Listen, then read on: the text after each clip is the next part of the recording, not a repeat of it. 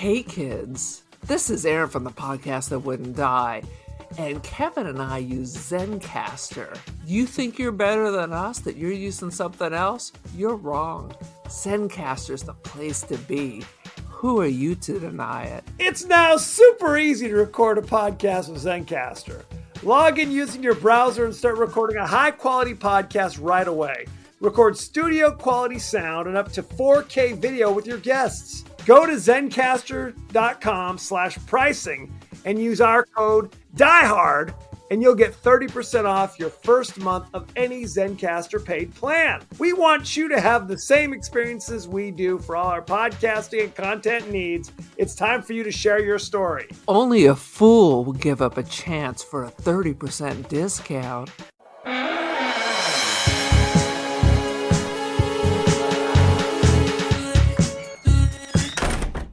This summer, if you're planning to go camping, don't. If you're looking forward to midnight swims, don't. Let's sneak on back to the campsite. Get some matches. Build us a hot fire. Don't be long. And if you're thinking about being with someone where no one can see you, don't. Because this summer, a legend of terror isn't just a campfire story anymore. Welcome to the latest episode of the podcast that wouldn't die. I'm your host, Kevin. With me, as always, is Aaron. Hello. This week on the podcast that wouldn't die, we discuss the horror classic, The Burning, starring Jason Alexander, Fisher Stevens, Holly Hunter, in a blink and you'll miss her performance. Totally missed her. Missed her. It's a missing situation. In a movie co-written by Harvey Weinstein and produced, the first movie produced by Miramax.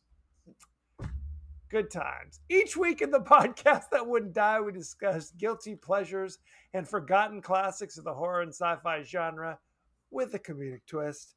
Aaron, what's the latest? How you doing? Well, a couple of things. One, I knew we were recording today, so I bought some Walmart half-calf pods for my Keurig, which I never use, figuring that'd be just enough to put it over the edge. But now I've self-diagnosed myself with ADHD. So what happened was I drank the coffee and immediately felt exhausted. Like I should just go to bed. So it's anti-coffee is what you're saying. Apparently. Well, they say that one way to find out if you're ADHD is if you have a reverse coffee thing, like coffee calms you. Like it's Ritalin is what you're saying. Ritalin only works. I took some old Roy Ritalin. It's always Old Roy at Walmart. I love it. Old Roy brand. It calmed me so I almost just like slumped over while driving home and killed a family of 10. Well, that's good to know. Almost. They Good just times. don't realize it. They don't realize it. I mean, just to be calm, I did light some incense. I decided instead of just collecting incense, like it's going to go up in value, I should burn some of it. So this flavor, it says patchouli leaves, and it smelled good in the box, but it smells like a honey baked ham if you were to set fire to it. Interesting. Like burnt sugar and pork. That's the flavor of this. So I don't know. That actually if it's sounds Buddhist pretty jamming approved. for me. I'll take a burnt sugar and pork sandwich anytime. I Set it mean, up. I don't really like all this vanilla and peach, all the baby prostitute perfume that the high school kids wear. I mean, if I had a choice over pork or strawberry vanilla, I guess pork's the way to do it. Pork's not bad. Now, Grant, I don't know if I like the imagery of baby prostitute vanilla. That's upsetting to me. I shouldn't say that out loud in class. I'm not sure you should I even shouldn't think it. scream across the room. I already told you not to spray your baby prostitute perfume in class. That's not okay. Definitely not. And definitely not to special needs children. This is very upsetting, Aaron. This image that you're painting. Good Lord. I'm going to call They're not somebody. so special. They don't have a lot of needs. You're not special. Just bad taste. If I it's had coming from the Bath and Body Work, unless it's a seasonal candle, put it down. I had a student. I was very conflicted. This is a couple of years ago. The student was trying to cut in line during lunch, and the lunch lady said, "What are you? You think you're special or something?" And he was very upset because, yes, he does think he's special. His Like parents his had mom told him. says he's very special. Yes. He was indignant. He was telling me, "Yes, I am special. How dare she?" kind of thing. And I'm just like sitting there going, "Do I tell Maybe a she kid? just wanted to confirm. Right? Do you think you're Oh, special?" you are? Okay, we'll go right ahead. Plus, you can order from the secret menu for only the special people. 100%. It's like In-N-Out Burger. But my question is, as a teacher, when a kid is insane, I mean, that's a ridiculous. Yes, I should be able to cut in line. When a kid is insane, Do what you does tell one them? do? I don't know which answer is going to get me into more trouble. Do I tell the kid, "You're right, you are special, cut to the front of the line," or do you say, "No, you're not special, child"? I don't know what the answer is. First of all, I say zip your jib jab and go to the back of the line.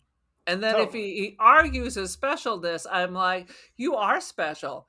And Makari's mother thinks he's special. Cindy Lou Who's mom thinks she's special. They're all special. They're all special, and they all have to wait in line. Isn't there a Mr. Rogers song for that? There must be. No, that's your body special. Your body special, and so is mine. There's no way that was a Mr. Rogers song. Your body special, and so is mine. This is very upsetting. It's called "Don't Let Uncle Wiggly Fingers at It." That's the name of the song? Oh, good Lord. But really, read between the lines. That Your was a body's B-side. special. Interesting. It sounds better Anyway. than a temple. Quit defiling your temple. Quit defiling your temple. You dirty whore. Sweet Jesus. Anyway, good Lord. Why don't we get this train back on the tracks? And Aaron, give us your 30-second synopsis of The Burning sensation. The burning sensation is what happened after a group of 20-something Jewish singles meet at a summer camp for people in their late 20s, early 30s, until bad things happen. Somehow there are other children, but they must be watched by other people, because this is just a camp, as I said, for 20, 30-year-old. It's a mixer, so you can marry your own religion. It's J-Date? Is that what you're suggesting? It's J-Date. This is clearly East Coast, up in like their hot forests or whatever they do, to meet appropriate singles. Except there's like an angry guy. Maybe he got the angry itch. So he worked his way from slashing a single prostitute, then decided to just, let's go back to camp. Like Rodney Dangerfield went back to college, Cropsey goes back to camp and just wants to kill the young people. But not that young, is what you're trying to say. But not that young. Young in comparison. Like, they're too young for AARP. Not so young that they should still be hanging out at a summer camp all summer long. And quite frankly, half of them are dressed like they're going on job interviews. This was a question I had. I went to camp and nobody was wearing button-down shirts and Dockers. Yes, but here's my question to you. The idea of summer camp existed in California. See? But I remember, I'd never heard the term sleepaway camp in my life. That's got to be East Coast terminology. I think it's not California terminology. I went to Girl Scout camp. Right, but I think these camps I thought were like Boy Scout, Girl Scout. Then there were campfire girls. Right, they all had like a little camp. By definition, in my mind, all camp is sleepaway. All camp unless it's a day camp. Is that a thing? There's day camps? There's day camps where I live. This is where the Baptists come on and grab your children during the summer and offer free daycare with a dose of Jesus, and you're like, oh, thank God! I don't If care it's what free, religion. It's if it's free. They're gonna please. feed them, and I don't have to worry for a week. Indoctrinate away. Absolutely. But so this is based upon an actual legend that was famous in kind of the New York area, the Right. legend of Cropsey. Like He's people would, he's the East Coast boogeyman. but I guess it's based upon a real serial killer who lived in that time in that area in like the late 70s, early 80s, and people were telling campfire stories about a real, like if we told serial killers about the Zodiac killer, like a campfire story about the Zodiac How killer. do we know we haven't? I went to camp, and there was always the story of the dude with the hook. That's And not it's the always Zodiac killer. Well, do far we as I know? know. We haven't caught the Zodiac He's killer. still out there. He's out there He's today. still out there with his hook and his gamey leg. Correct. So evidently, the filmmakers were aware of the legend that was told at campfires all over New York and turned that into this movie. That's why the caretaker's called Cropsey, which is not a real name as far as I know, but that's the name of the legend. Correct. So there you go. I don't know what that is. Sounds like somebody who has a crop. Maybe they were a jockey. But speaking of serial killers, I once dated someone internationally, and he said, before you start your Google searches, there is a serial killer with my exact name. And but he's age. like 15 years older. And social security number. Yeah, it's me. And the same picture. Here's okay. So had It's a you coincidence. ever? Just a bizarre coincidence. Had you ever seen this movie or even heard of this movie? Never heard of it. I only know the story of Cropsey because I used to always listen to My Favorite Murderer, and I remember them talking about the documentary. Correct. There was a documentary that came out a few years ago that talked about the legend and the reality behind it. But there were certain slasher movies that came out in the early 80s that I think on some level were just kind of regional. You know what I mean? Like Sleepaway Camp is another one that I'd never heard of. The Burning, Madman.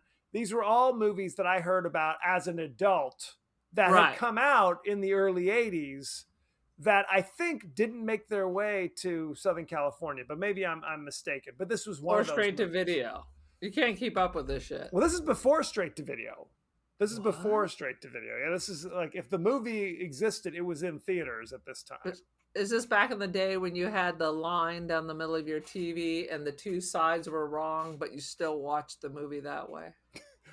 Yes, you'd be on the UHF or the VHF with the bunny. Right. And you try to get it so you can get HBO, even though your mom has canceled it. But it's got like a wavy line in the center. Okay, well, newsflash: young boys were not trying to get HBO. We were trying to get something a little spicier. A little spicier. No question. The Spice Channel. The Skinamax. Which I'm not even sure existed, but I'm willing to give it a chance. At least at that time. Anywho, I had this is my first viewing as well.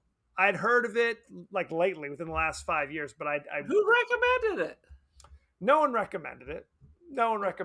But I travel, as you know. When you become a horror podcaster, you start rubbing elbows with other horror podcasters or other social media types. And there are certain I thought you meant and other social misfits. I thought what you were going to say. And other freaks of science. Absolutely. And also Cropsey Jr. I met him on a cruise to Alaska. Correct. My good friend Cropsey Jr. Sounds like a Saturday morning cartoon. It still could be. And also watching Joe Bob Briggs the last 5 years, he's dredging the swamp as well to finding all sorts of crazy movies. Interestingly enough, Joe Bob just had a marathon in August, the night marathon, and 2 of the movies he did in the 6-movie marathon are movies we've done in the last month. It was Slumber Party Massacre was movie number 1, and movie number 3 was Children of the Corn. Boom. Great minds think alike. What can I tell He's you? draining the swamp. I wish he still wrote his column because that's really what I enjoyed. That and his cameo in Casino. That alone was worth the price of admission. Absolutely. No question. Shall we jump right into the highlights? Let's go. Let's go. How about when they're pranking old Freddy Krueger with a skull from Where and candles and worms on it, and oh yeah, there's like a 50-gallon drum of gasoline right next to the candle. Whoops! That's going to be the funniest prank of all. We have to talk about this. So Cropsy is the caretaker of this summer camp. I'm not sure what that means. But we didn't have any damn caretaker. We were the caretakers. We all take a shift. You had camp counselors. You may have the camp director. You might have staff. Yeah. I don't know what the caretaker does. All right, this isn't the Overlook Hotel in The Shining. But evidently he's kind of a dick, is how they describe him. He's mean to the kids. But if he's that mean, why wouldn't he be fired? If he's physically abusive, I know it's 1975 or whenever this part is supposed to take place. He's just allowed to molest the children until they burn him alive. Because they're probably paying him $1 a day, and you could sleep on a dirty old mat in the gasoline warehouse. He's sleeping in ostensibly the tool shed where there are huge drums of just gasoline. And their plan, the disgruntled camp goers, it's hard to know who's a counselor and who's, a kid, because they all look the same goddamn age. So it's hard to know. But their plan is we're going to prank him. And it's not we're going to light a bag of shit in front of his door, circa can't buy me love. No. They go and find a skull, a human skull. We don't know where from. I mean, are they grave robbers? The next lake over, Camp Crystal Lake. That would make a hell of a lot more sense. They put the bloody skull in next to his bed with candles and worms and all sorts of shit. And they wake up Cropsy, who already looks kind of jacked. He looks a little slothy.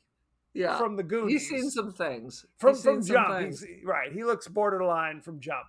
He sees the burning skull, and rather than running from the room, he grabs it and dumps it on his mattress, which has been dipped in turpentine or something, because it immediately goes up in flames. Whoosh. He's in flames. Right. Yeah. Totally. And the kids are like, oh, damn, we should go get him. But of course, he is in an incinerator at this stage of the game. The whole place has gone up. Literally, they just watched him run on fire into the lake, and they're like, dude, we got to get out of here. If it was now time, they would just be recording it and posting it on the TikTok. But it was confusing to me because traditional horror movies that have this kind of setup, like the body, and we never saw him again. You know what I mean? It's like he runs, falls into the swamp. 5 years later, he rises from the swamp. But that's not what happens in this movie. In this movie, it is smash cut to there's an ambulance taking him to the emergency. We basically go through his physical therapy.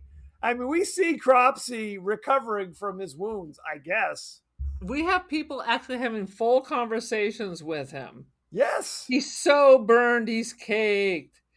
And then some freak, there are all these voices. The skin graft isn't taking. So what does that mean? That he's just muscle? He looks like one of those open anatomy models. Correct. 100%. And then they're discussing, you can't be angry with the children. It was an accident. This is all voiceover. 5 years later, he's being released from the burn unit, I guess, at the local hospital. And there's burned, he's cooked. That's what they said. Well, because what was it? I can't read my own handwriting. An orderly brings some dude, his first day, a young internist doctor, first day on the job. You got to check this shit out. Drags him in there to say, look at this. You will never forget the day you saw this freak. And then, of course, you see the hand come out. Cropsy's hand, with literally just opened wounds. It's We have no bandages.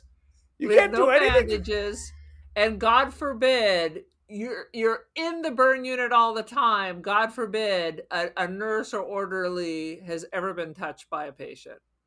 It Yes. was like he'd fallen out of the ceiling, and you had no idea he was there. Ah! Ah! Oh my God! Did anyone Right. come in after the screaming started? Well, Cropsey should have been the one screaming because he has Exactly. burns all over his entire body. And he could obviously talk because they're having conversations with him. Right.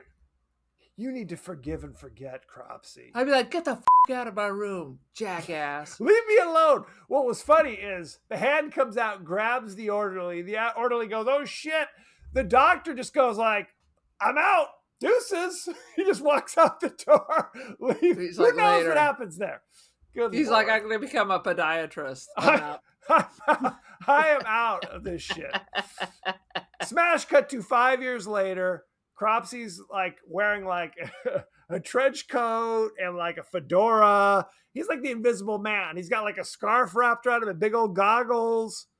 And he's cruising for hookers immediately. All right, so where did old beef jerky go shopping for all this? Did he have all this while he was laying in his own filth up at the camp? Unclear. Because now he spent about, I don't know, $300 in 1970s money on a whole fedora. He's the Invisible Man. You're right. Right. It's Claude Rains under there. If we pick the scabs, Claude Rains will appear.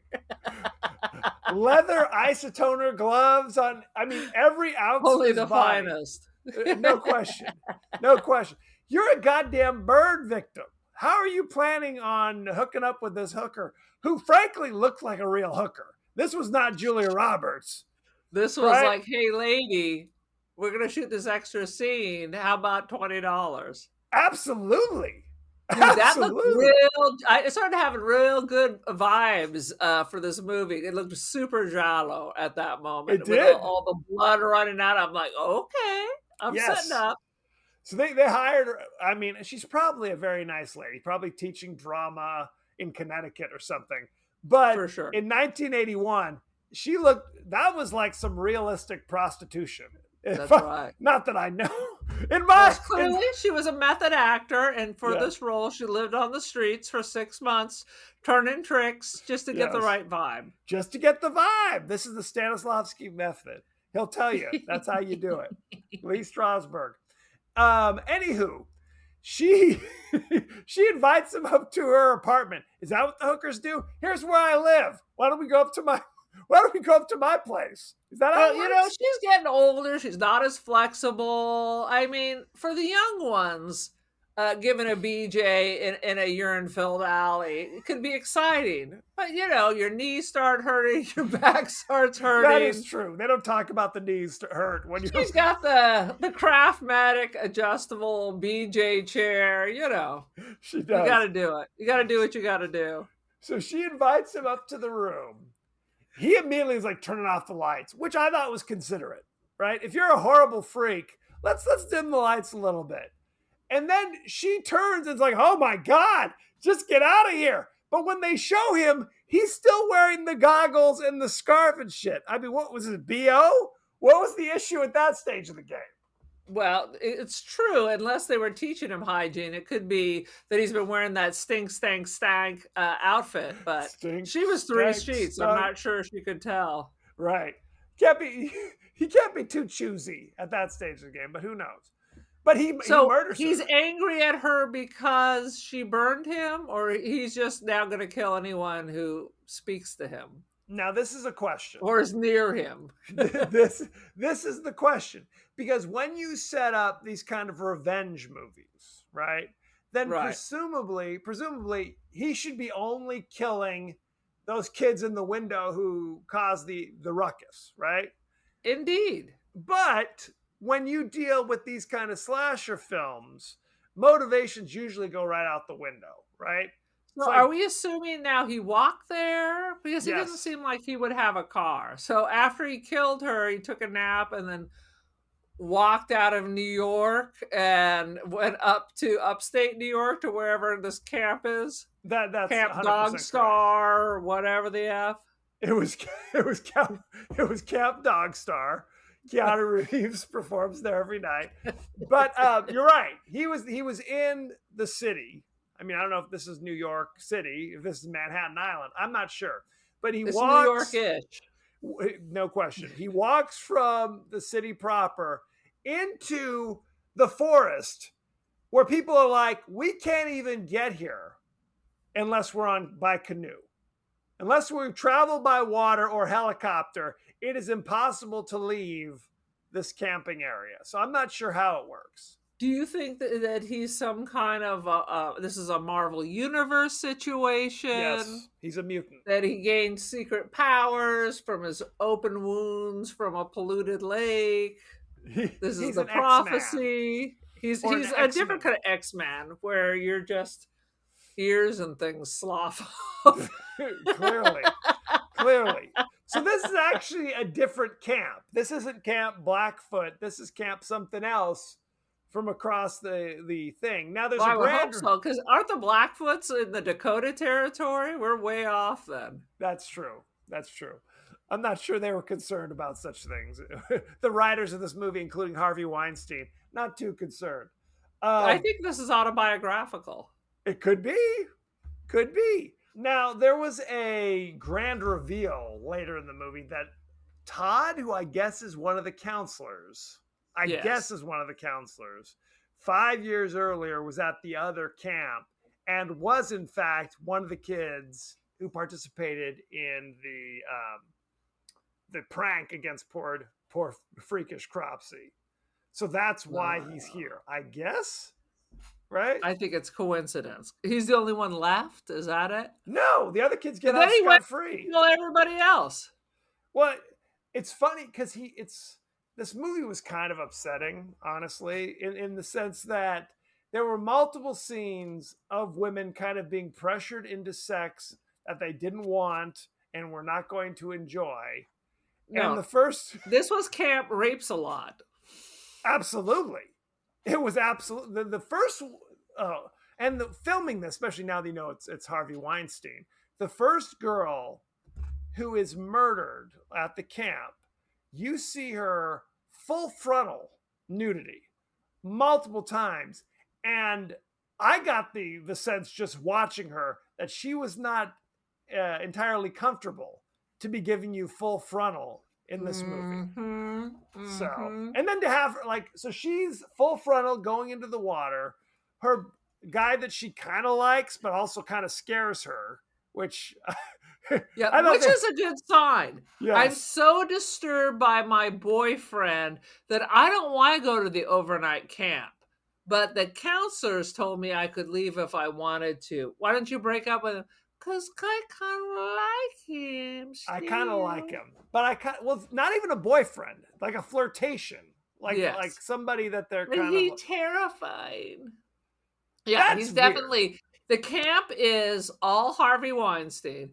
It is... Yes! There are two Rapey McRaperson, one more extreme than the other. Yes. Then there's the character who I'm sure is Harvey Weinstein, the dude from... Fast Times. Fast Times at Ridgemont High, who's like a voyeur. So he's like sneaking into showers to watch girls. He's always in the bushes watching people. It's super creepy. So we assume that is in fact Harvey Weinstein at Jewish sleepaway camp. No, it's I think his name was Mark Ratner from Fast Times, the guy who worked at the ticket at the movie theater. The main dude. One of the main dudes. And he's arguably one of the main dudes in this one. But it's like you said, it's like we introduced to his character because there's a girl taking a shower in one of the camp showers. In the girls' shower. In the girls' shower. And we hear her scream and she says, Alfred, which is his name, he busted in here, was looking at me and wouldn't leave. That's how we meet him. Later in the movie, after a few deaths, the one kind of bully, rapey guy had finished having unsatisfying sex with his girlfriend. He goes back to get firewood. And it wasn't even his girlfriend. He'd been sniffing around to everyone looking for a hookup. Correct. Well, he insults his lovemaking and he's still coming back for more. Correct. She says, maybe I'll give you a second chance. he goes to make a fire. So he goes to get firewood and matches or whatever. And Alfred sees this. This is Glazer now stealing the stuff, or not stealing, but getting the firewood stuff. He creeps behind him, literally 1.5 feet behind him. So I don't know if he's trying to be creepy, but ostensibly he's going back to watch them have sex. Is that what he's doing? And that's when a few more murders occur. And all the guys defend him. Correct. Well, not all the guys. Glazer wants to kick his ass. Glazer wants to kick his ass. The rest of them want to defend him, and he's clearly a fucking peeping Tom creeper. He's a creep. He's a creep. And I guess Todd, the head counselor, I guess his attitude is like, look, he's a weird little dude. He just needs to make some friends. He's like 28 years old. But that's the problem. Jason Alexander is one of the campers. I mean, that's what I mean. He looks I have like to say, he looks George. Great. Jason Alexander never looked so great in his whole life. Full head of hair. Trim. Well, trim-ish, right? He looks like Jason Alexander. There are many moments he's almost going to take his shirt off, but then he puts it back down. But then does not, thankfully. So the campers start dropping like flies. Well, okay, we have to set this up. So there's the camp, but then there's the older campers will go on a 3-day canoe camping trip with very little adult supervision. Because it's hard to know, are the counselors supposed to be adults or just older kids or what? Because everyone looks the same goddamn age. So it's hard to know what's happening. Jump in. Yes. No, that's what I said. It is clearly a mixer to go find the person for you to get married, to keep the faith together. These people are way too old. They're clearly not counselors because they are never with children. Even when they claim to be with campers, the campers are their age. Right.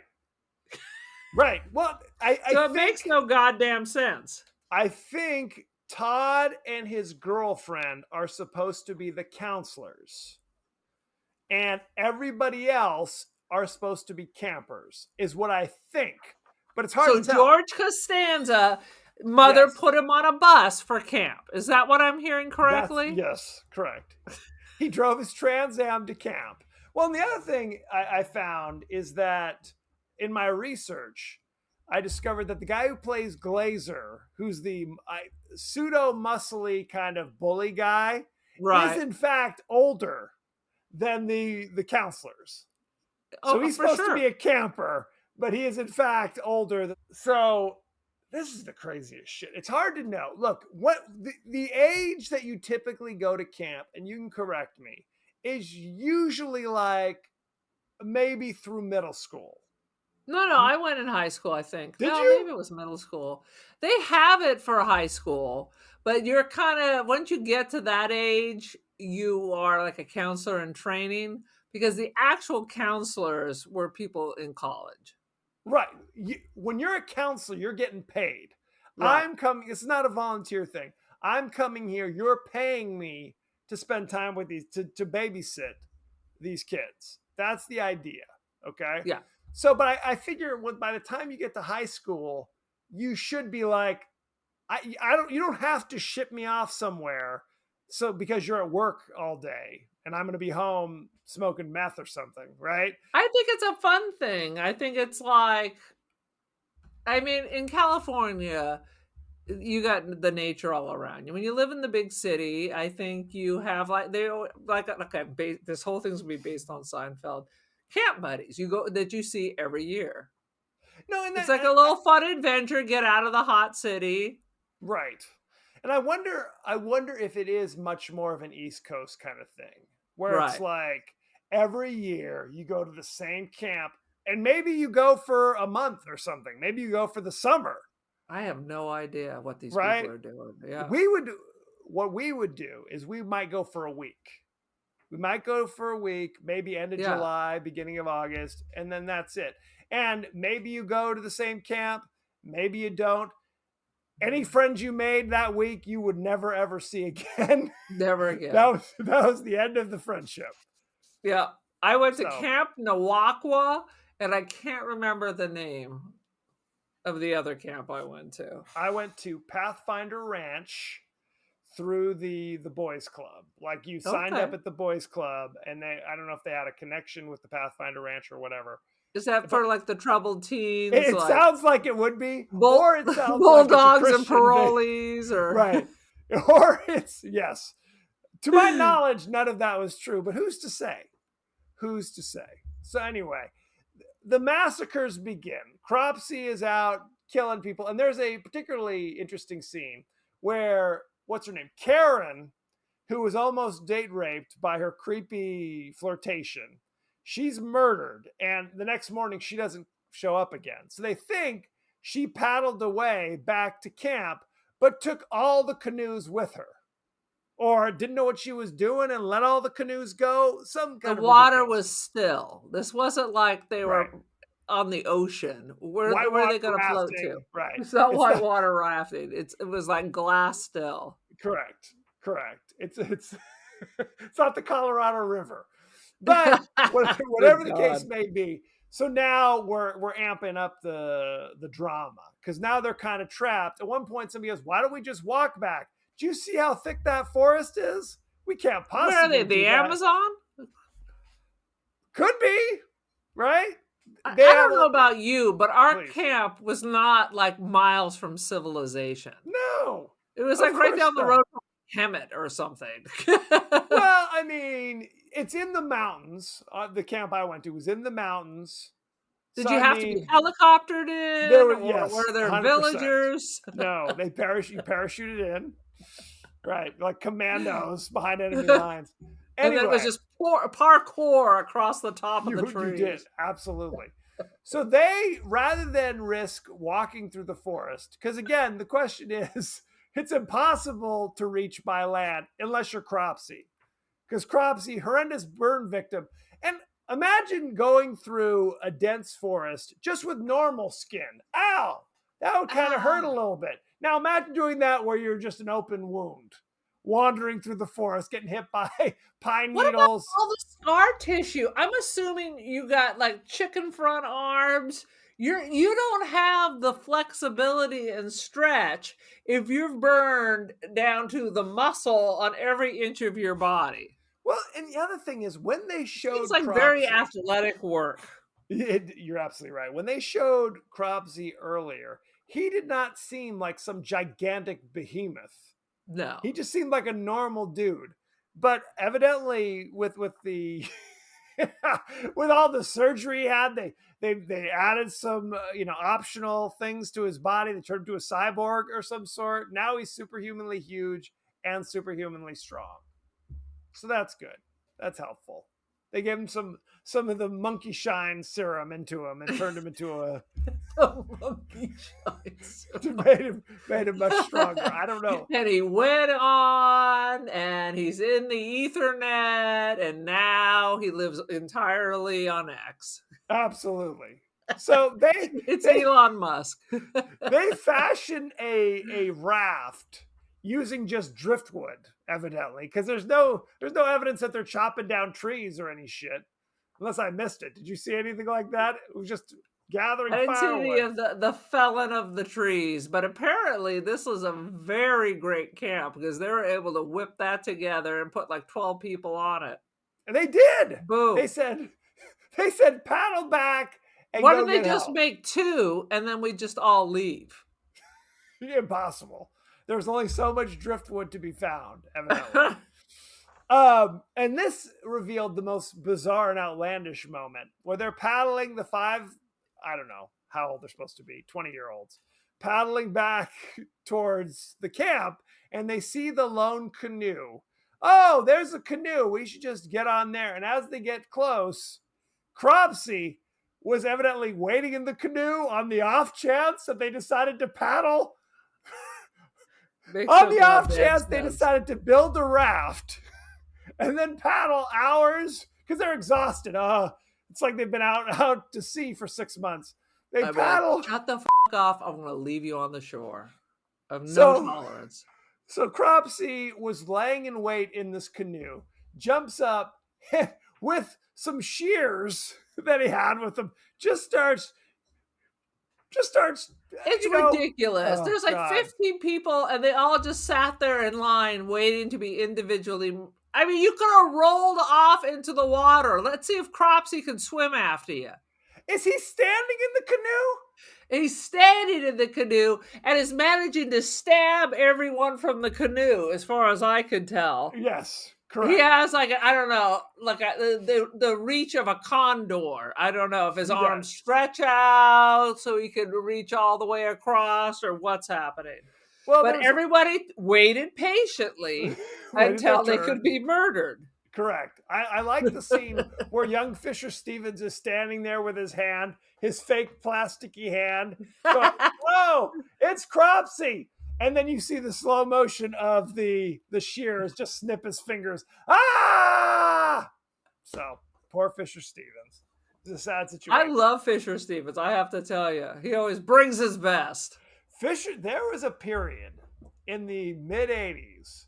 You could not throw a rock without hitting Fisher Stevens at least Dude, twice. He was in everything. He was in one of my favorite movies, Reversal of Fortune. I've seen that movie 10,000 times. He was in every fucking thing. He was always solid. He was everywhere. I don't want to go through his entire IMDb, but he was in My Science Project, if you remember that one. He was in The Flamingo Kid with Matt Dillon. He was always kind of the wisecracking buddy. It was his job. What he did well. That's all I'm saying. Fisher Stevens. Agreed. Do you know his real name is Stephen Fisher? I did, because last night I was Googling all his business. I didn't know that. Evidently, there was already multiple Stevens, Steve-O Fishers that were part of the union. So he had to go. He flipped it and became Fisher Stevens. The old switcheroo. Ye old switcheroo. So all those dudes wiped out. Very upsetting. It's kind of a good idea, because then, in the sense, the other campers who are still waiting think that we just have to wait and help is on the way. But they are not. Help is not on the way. Help is not on the way.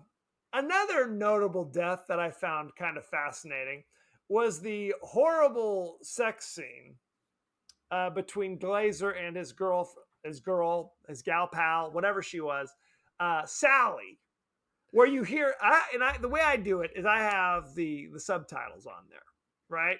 Where because it's panning over through the forest, and it's a lot of grunting and, oh, hang on, wait a second, whoa, slow down, grunt. It was not a pretty picture. It didn't sound very romantic. She was like, "Is this it?" I thought for sure it was going to be one of those serial killer things. Right. A classy woman, but she's like, "No. Not good enough." She said, "Not good enough, damn it. Is that it?" Right. If a woman ever says, "Is that it?" That means she don't give a damn. Right. That's not going to raise your confidence. That's not going to get the job done. That's whoosh. That's bad. I'm giving it a 3. The only thing worse is if they say, "Have you started yet?" That's worse. But is that it? That's a bad one. But she is killed when he leaves to get the firewood. She's killed by Cropsy. He just pops up and murders her. When Glazer comes back, he sees like the sleeping bag is kind of pulled up to her face. "Hey, honey, what are you doing?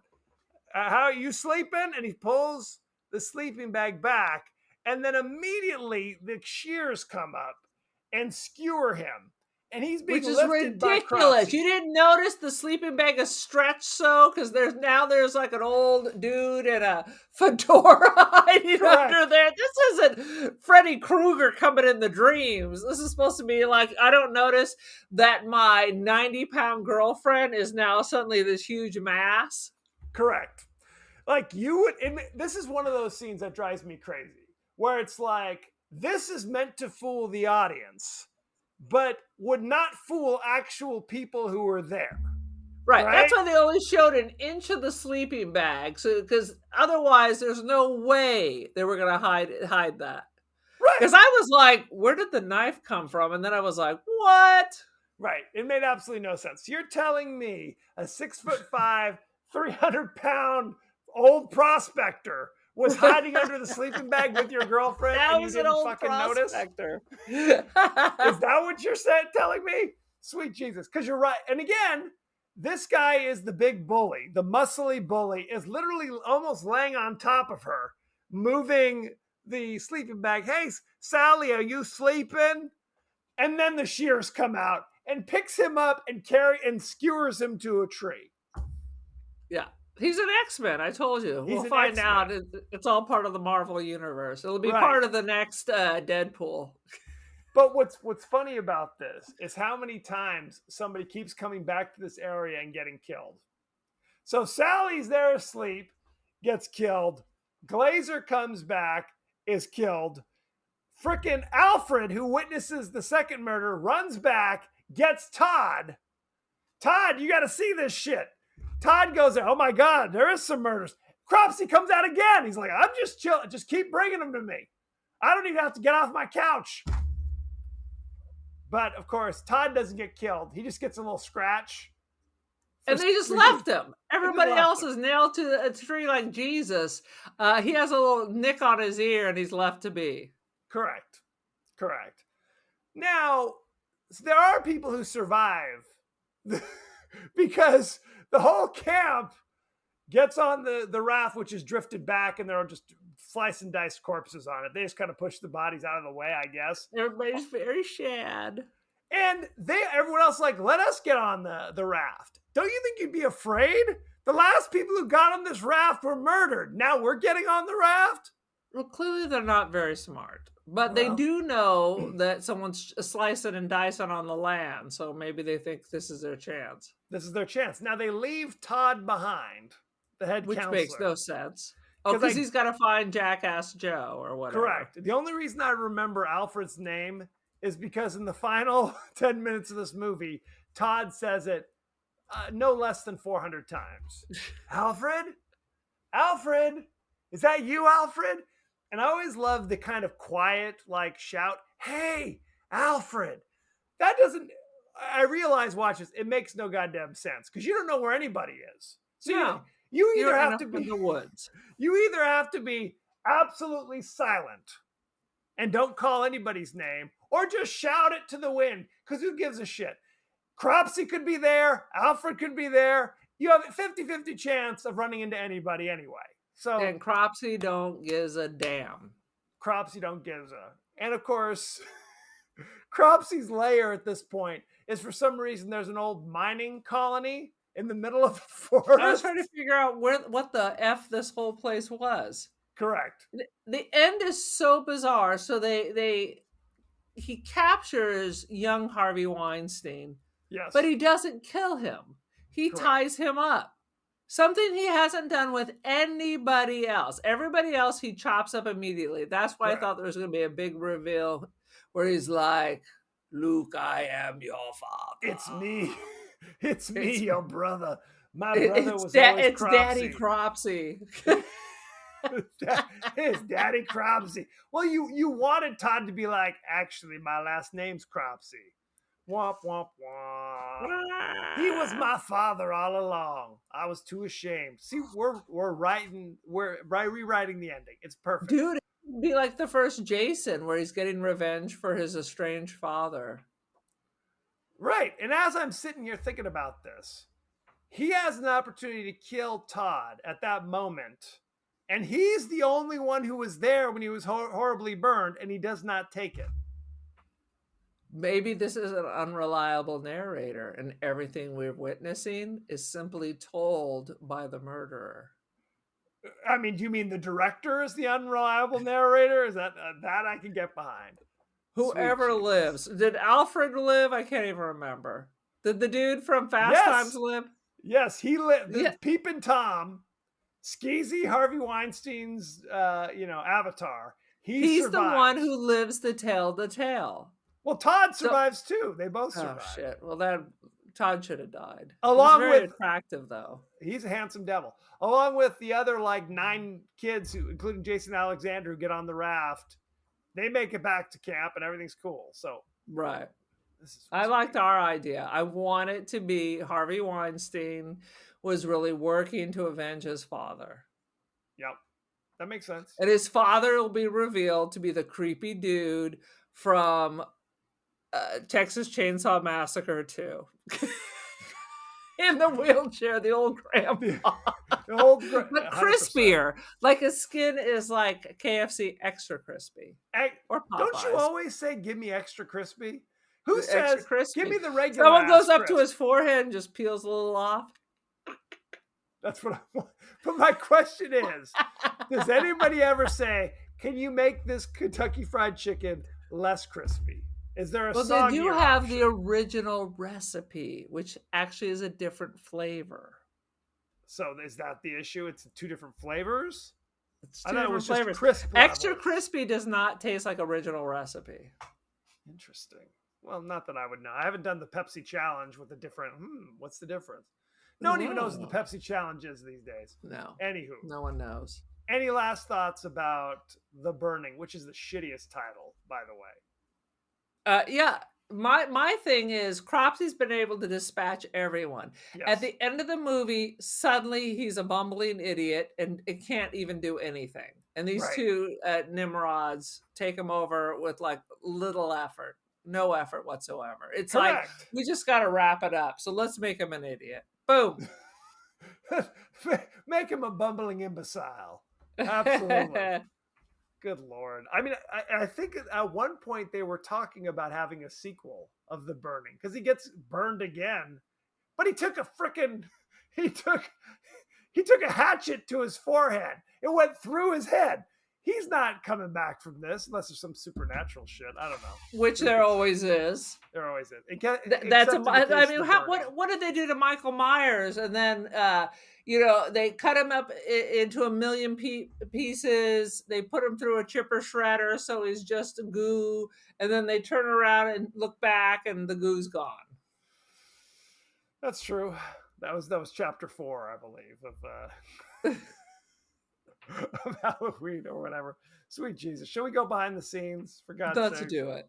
We're an hour into this, and we're just now getting into behind the scenes. Sweet Jesus. I said this before. The concept of the film, originally scripted as The Cropsy Maniac, is based on a campfire story told at summer camps in and around New Jersey and upstate New York. Okay. The story is still in circulation to this day. So there you go. People still talk about it. Tom Savini did all of the special effects, all the murder scene gags for this movie. And did he come up with that shitty mask for Cropsy? Well, he said he created the mask like in an afternoon. So, take and that shows. what you will. But I'll tell you what, the actual murder, like the stabbings and things, looked pretty rough to me. That was good. Good stuff. It was very giallo. I like that. But the mask was bullshit. Let's not brag about it. All right. No. He turned down working on Friday the 13th Part 2 to work on this. That doesn't seem like a good choice. Probably not the best choice. Now, he says he did that for a couple of reasons. Number one, he didn't understand how Jason is now alive and adult and on the rampage in the second one. That didn't make any sense to him. But this made sense. Furthermore, he liked the script better of The Burn. All right. Boom. The film's composer was originally offered a percentage of whatever profits the film made, but he decided to opt in for a fee as he thought the film had no chance of being successful. He opted in for money, cash money. Just give me some money. However, the film ended up being the biggest grossing horror movie in Japan. So even though it sucked in the US, it made a lot of money in Japan. So what are you going to do? All right. Big in Japan. Big in Japan. Tom Savini was not particularly happy with Cropsy's burn makeup, as he was given only 3 days to work on it. Womp womp. The wardrobe of the film is mostly the actual wardrobe of the cast. Makes sense. It is very Sears catalog of the time. In an interview with Total Film Magazine, Holly Hunter had the following to say about her screen debut. Which one was Holly Hunter? She was called Sophia and she had 0 lines. They referred to her a Which couple times. death did she have? Did not have a death. Was not killed. Oh, she's just rando in the background. Rando in the background. All right. And she said, well, look, I got paid more than I ever could have imagined on The Burning. I was making over Okay. $1,000 a week, which was incredible. I could make my rent. I didn't have to wait tables for a while. I got all these new friends, and I was kind of a glorified extra. And I got my Screen Actors Guild card, so it was fantastic. Hey, right Boom. on. I kept waiting to hear that twangy voice, so that's how I missed her. And that might have been why she didn't have any lines. You know what I mean? So it's like, because it's supposed to be like New York, New Jersey, and there's Holly Hunter with her crazy accent. Well, people do live in the area, like they move from other areas. Not like true. in California. Not true at all. It's not allowed. Actors had trouble holding the garden shears to the liking of the director. So in a lot of the scenes, Yeah, because it's a total nonsense way of killing someone. Right. Yeah. So the director played the killer himself most of the time. So only I could do it correctly. Only I could do it. These fools. Let's see. Feature film debut of Jason Alexander, Fisher Stevens, and Holly Hunter. Jason Alexander would make very few returns to the horror genre after this. And this is Holly Hunter's only ever appearance in a horror production, despite her appearance in a thriller about killers, Copycat, if you remember that one. Maybe. So now, and did we discuss that Fisher Stevens was once married to Michelle Pfeiffer? I think you've mentioned that on a few occasions. All right. So there you go. Fisher Stevens doing his thing. I think that's all that we need to know. We talked about I think that's plenty. Right. The actor who played Glazer was actually older than the counselors, which we talked about. So, such is life. It was like the casting of Grease, where everybody's 40, but they're in high school. Right. So all the teachers had to be 70. Yes. Let's talk about the cast and crew. I thought that's what we were doing. No, we were doing behind the scenes. This is different. Brian Matthews played Todd. He's known for The Burning. He was in one episode of Hull High in 1990. I don't even know what that is. Never heard of it. He was in one episode of Riptide in 1986. I have heard of that. That's where I've heard of it. Never seen it. Private detectives who live in a boat, something along those lines. And he was in 10 episodes as Brother Francis on Days of Our Lives from 1985 to 1986. Like sands through the hourglass. Lee Ayers played Michelle. She was the female camp counselor. Most famously, I recognized her immediately. She was in Bloodsport with Jean-Claude Van Damme in 1988. Bless her. She was the reporter trying to get behind the scenes in the Bloodsport, which they didn't want reporters there. So there you go. Because she was in The Burning in 1981. She was in something called Eddie Macon's Run in 1983. And she was Nurse Capo Bianco in All That Jazz in 1987. Or 1979, I should say. So there you go. Dun, dun. I loved All That Jazz. And the one thing about this film is the women were all nice to each other. Usually in these man productions, there's always like the bitchy one, and I'm going to sleep with your boyfriend one. They were all just nice. The men nice. were trash. The guys were horrible on all sorts of levels. Rapey McRapersons. Yes. Brian Backer played Alfred, the Peeping Tom. You know him from Mark Ratner in Fast Times at Ridgemont High in 1982, a year later.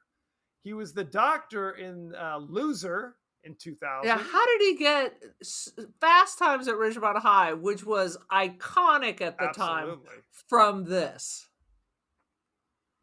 I can't answer that question. All right, continue on. In 1987, he was in Police Academy 4, Citizens on Patrol.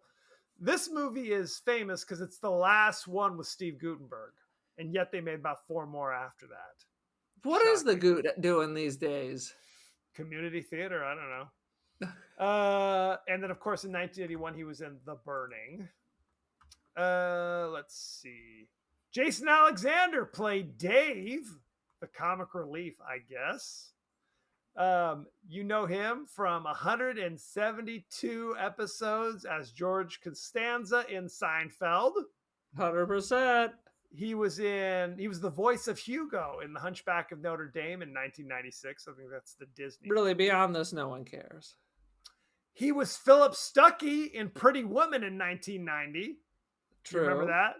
Yes. Which is a very upsetting role when you go back and watch it today, where he's smacking I've around only seen Julia part Roberts. of it once. What? It's not really my type of film. You haven't seen Pretty Woman? Not all the way through. You're out of your goddamn mind. I have a hatred of Julia Roberts. Clearly. I think she's a monster. That's excessive. And he was in 1993. He was in Coneheads. Oh God, that was such a terrible movie. Horrible. But I did have the soundtrack. I think it was another one of those Columbia House things. But I had the soundtrack on CD because it had like some good music. I don't believe you. Fisher Stevens played Woodstock. He was arguably the youngest. Like he actually looked kind of young compared to the other actors in this. Still not young enough to be a camper. He was in he had the problematic role of Ben Javeri in Short Circuit and Short Circuit 2. If you don't remember that, he played like I never saw it. Stereotypical like Indian, where he was doing Oh. yes with Steve Guttenberg. So go watch Short Circuit, but then cringe at the white guy playing the Indian role. He was in Hackers in 1995 as the Plague. Oh, I think I saw that back in the day. He was Iggy Koopa in 1993 Super Mario Brothers. Good Lord. By the 90s, there's some stinkers in the resume for old Fisher Stevens. Just go watch Reversal of Fortune and you can thank me later. Holly Hunter played Sophie. She says a glorified extra. I mean, she's basically an extra. Yeah. You know her for Broadcast News in 1987. Raising Arizona. Absolutely. The Piano in 1993. That was disturbing. 13 in 2003, which is very disturbing. I refuse to watch it. The Incredibles 2. She was Elastigirl. I think I saw the first one. All sorts of good stuff. The first one was actually quite good. The other one, not so much. Shall we go look at the ratings? Let's go. The Burning, currently 77 on the tomato meter. But before you freak out, there are no top critics. So these are 13 rando critics. All right. What are the top rando people? Well, Aaron Doherty from the podcast that wouldn't die says. Pretty much. What do you think the fans gave The Burning? 78. That is interesting. It is not 78. It is 60%. I'm not going to read all these dudes, but let me just go. Alan Jones from Starburst. I don't know who that is or what they're doing. Says someone who works at the Starburst factory.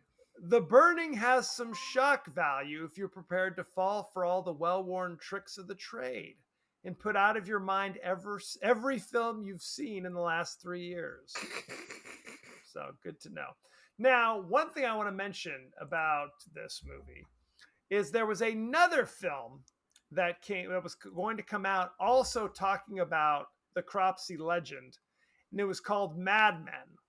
Or not Mad Men. Mad Man. Mad Men is something else. Mad Man. And I was like, really? They had to rewrite the script so it did not reference Cropsey at all, because this movie actually came out just before that. Also, this movie was written and put into development before Friday the 13th. So this was meant to be more of a Halloween Texas Chainsaw kind of thing. Now, it wasn't made until after those movies, till after Friday the 13th, but the idea was from before that. So something to be aware of. Okay, now I'm aware. Thank you. Aaron, what is your rating for The Burning sensation. Now, this may surprise you with all the rapey McRaperson. I just think it is bizarre, Yes, makes no sense, true. and yet I kind of liked it a little bit. Boom! Now that's an M. Night Shyamalan twist. What is your There's rating? a twist. I am gonna give it 3 consecutive life sentences to Harvey Weinstein out of 5. Reconvicted, by the way. Yeah. So 3. That is actually a shocking review coming How from about you. that? Um, Shocking, I know. I think this movie's kind of stupid and unforgettable, or stupid and forgettable, I should say. I mean, I've definitely seen worse. It's not a snuff film. It's not a homemade It is not a film. snuff film. I'm gonna give it 2.5 stars out of 5. I'm not sure I ever need to see it again. I am shocked by this. I thought you were going to tell me this was your boyhood favorite. Never seen it before. Well, the main reason why I wanted to see it is because I knew it was the first film of Jason Alexander, Holly Hunter, and Fisher Stevens. I thought that's kind of fun trivia to see them young and in this. But it's no. I mean, it's not Meatballs with. You know what? I'm gonna say something. Here's the thing about Meatballs. I know people that swear by Meatballs. They go, Bill Murray at his finest is Meatballs. I think Meatballs sucks. Boom. Well, the problem is it didn't age well. At the time, I mean, I was a CIT and it was nothing like Meatballs. And I remember going to a camp out with other CITs, counselors and trainees from a different camp. And we all looked at each other. We thought it was going to be like Meatballs. Here's the thing.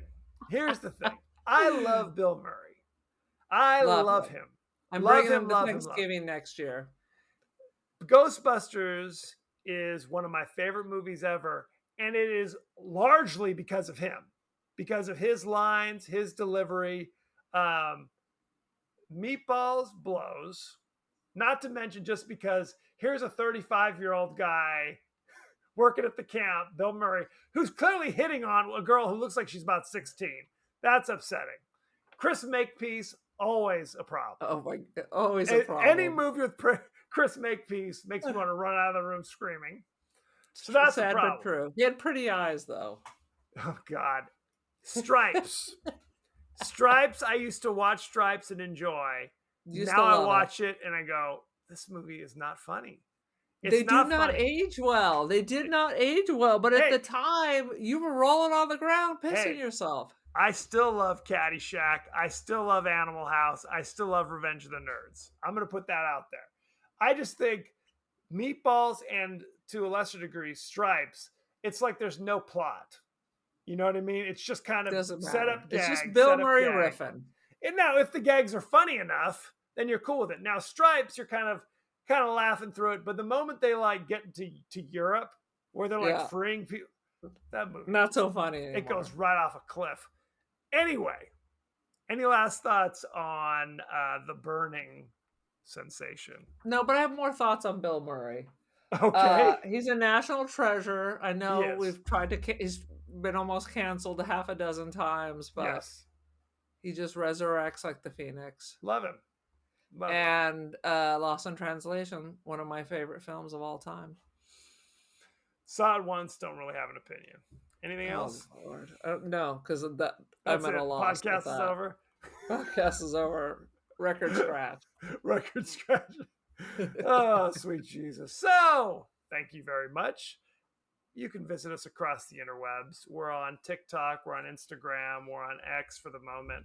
We're on Facebook for the moment. Blue Sky, Threads for the moment. We're also on YouTube. You might be watching us there. For the moment. You can also email us, the podcast that wouldn't die at Gmail. We are on Apple Podcasts, Spotify, anywhere the finer podcasts are available. So don't forget to like, share, rate, and review, won't you? Won't you please? Aaron, what is your social media situation? I'm on the gram The cult of Aaron joined the cult. #boom. #boom. As what we try to do each week is include comments from our friends across all social media. So let's take a look, shall we? Let's do that. These are all from the Ticker Talker. These are all from the Ticker Talker discussing our film Idle Hands. Almeida says, I freaking love this movie. Master GTJ says, Jessica Alba was fine in this. And Elwood Blue says, these guys are the best part of the movie, but I totally jacked it to Jessica Alba in this. I should read these comments before I actually discuss it on the show. Thank you for that, Elwood Blues. Discussing Deadly Friend. CJ Ponyboy says, I remember as a kid, me and my friends rewinding the VHS at this scene and laughing our butts off. This is the scene where they throw the basketball at Throw Mama from the train and her head explodes. It is the best part of the whole movie. It carries the film in my mind. It carries the film. We That's used to all pause you need. the bit at the exact impact moment.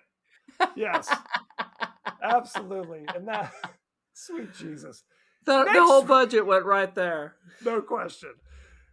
Next week, we're discussing the horror classic, Maniac Cop, which has really got an all-star cast. I have to discuss this. It's got Tom Atkins, star of Night of the Creeps and Halloween 3 Season of the Witch. It's got Bruce Campbell, star of all the Evil Dead films. It's got Richard Roundtree. I love Bruce Campbell. Richard Roundtree was Shaft, for God's sakes. It is truly an all-star cast. So how do you watch Maniac Cop? This is an important Is it on question. Pluto with ads? Prime Video, free with subscription. Ooh. Peacock subscription. AMC Plus with subscription. Vudu, free with ads. Tubi with ads. Shudder with ads. Pluto TV with ads. Freevee with ads. So there are multiple places you can go right and now watch ads. And watch ads and also watch Maniac Cop. So send in any favorite scenes, favorite quotes, comments, and questions, and we may talk about it on the show. So thank you very much and be well. Good day.